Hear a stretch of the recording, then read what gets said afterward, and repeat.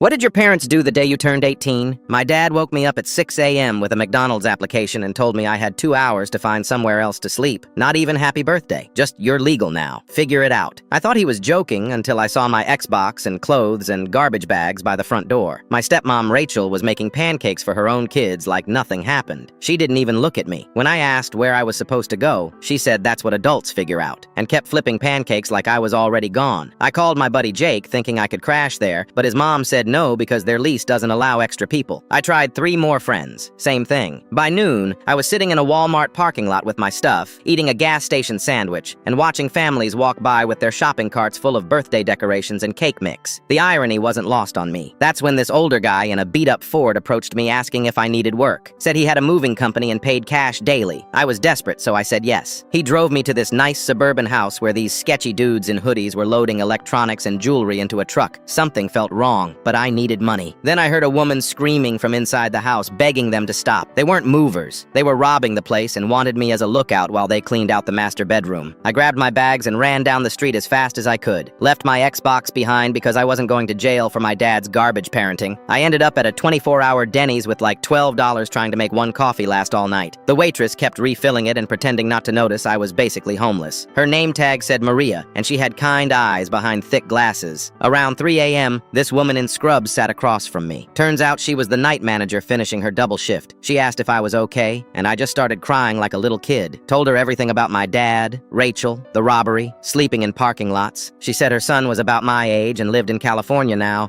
and she missed having someone to take care of. She gave me her couch for the night. Her apartment smelled like vanilla candles and old coffee, and she made me scrambled eggs at 4 a.m. without asking if I was hungry. Just put the plate in front of me and said, "Eat up, sweetie." Next morning, she drove me to her church in her old Honda and introduced me to Pastor Mike. He ran a program helping kids who aged out of foster care and teenagers in tough situations. Got me a job at the church doing maintenance and let me stay in their guest room above the fellowship hall until I saved enough for an apartment. The work was simple but honest. Fixing broken chairs, painting walls, cleaning gutters, setting up for Wednesday night dinners. Nobody asked questions about my past or why I showed up with everything I owned in garbage bags. 3 months later, I ran into my dad at Home Depot in the plumbing section. He was with Rachel buying stuff for their kitchen remodel. He saw me in my work uniform with Grace Community Church on the back and asked how I was doing, like we were old friends meeting for coffee. I told him I was good, no thanks to him. He got defensive and said he was teaching me responsibility and that I'd thank him someday when I was successful. Rachel just stood there looking uncomfortable, shifting her weight from foot to foot and staring at the floor tiles. I told him the only thing he taught me was how not to treat my future kids. As I walked away toward the exit, I heard Rachel whisper, "Maybe we should have called to check on him." But my dad cut her off with, "He's fine. Look at him. Sometimes tough love works."